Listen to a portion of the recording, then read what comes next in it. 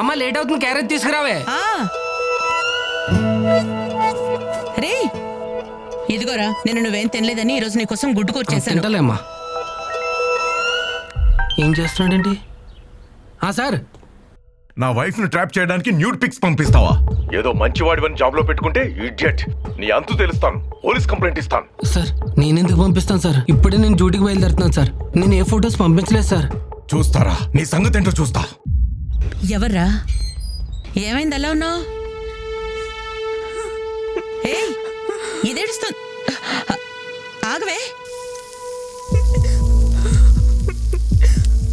ఎందుకు ఏడుస్తున్నావే? ఏమైంది?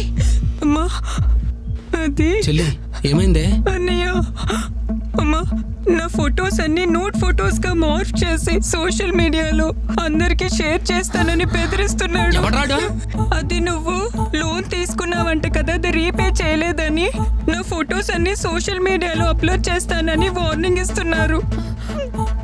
అవునరా, మేము మావయ్య కూడా ఫోన్ చేసి నువ్వు తీసుకున్న లోని వాణ్ణి కట్టమని గోల్ చేస్తున్నారంట, లేదంటే ఇంటికి వస్తామని బెదిరిస్తున్నారంట. నేను తీసుకున్నది 20,000 అమ్మా, కట్టింది 45,000. ఇంకా ఎంత కట్టాలంట? మరి ఏందిరా ఈ గొడవ? చేసిందంతా చేసే లోపల దాక్కుంటా పెట్టరా, బయటికి రా.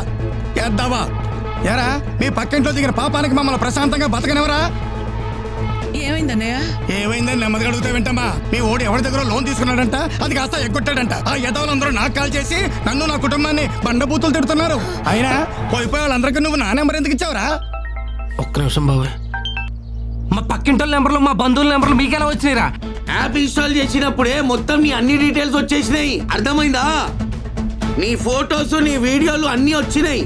రే తీసుకున్న దానికి అసలు దానికి మొత్తం వడ్డీ కట్టేశాను కదరా. కట్టిందే లేట్ ఫీజు, పెనాల్టీ దాని వడ్డీకే సరిపోయింది పైసలు. అసలు ఎవరా నీ అమ్మ మొగుడు కడతాడా? అరే ఇదంతా మోసం రా, మీరంతా చీటర్స్ రా.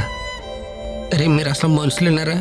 ఏదో అవసరంలో కొద్దిగా లోన్ తీసుకున్న పాపానికి నన్ను ఎంత హింసిస్తారా?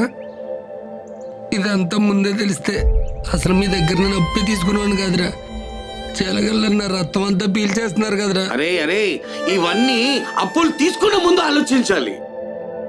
కడతావా చేస్తావా? మొత్తం అయిపోయి నేను చచ్చిపోయా. ఇలాంటి యాప్స్ డౌన్లోడ్ చేస్తే మీ కాంటాక్ట్స్, ఫొటోస్, వీడియోస్ మరియు బ్యాంక్ అకౌంట్స్ హ్యాక్ చేసి డబ్బులు కట్టకపోతే ఆ ఫొటోస్ని రాంగ్గా మార్ఫింగ్ చేస్తామని బెదిరిస్తారు. అందుకే ఇలాంటి వాళ్ళని రిపోర్ట్ చేయండి. 1930కి ఫోన్ చేయండి, లేదా మీ దగ్గరలో ఉన్న సైబర్ క్రైమ్ పోలీస్ స్టేషన్కి సంప్రదించండి. My dear friends, please be aware of cyber crimes. This is our social responsibility. Thank you.